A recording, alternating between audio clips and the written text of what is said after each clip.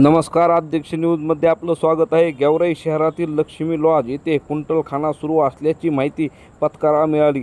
सापळा रचत डमी ग्राहक पाठवून या कुंटलखान्याचा पर्दाफाश केला। यावेळी व्यवस्थापक कैलास सोमनाथ भोसले वय 29 राहणार कवडगाव तालुका गेवराई, लॉज मालक रामेश्वर किसनराव परबारे वय 42 राहणार गेवराई यांच्यासह महिला ताब्यात घेतले।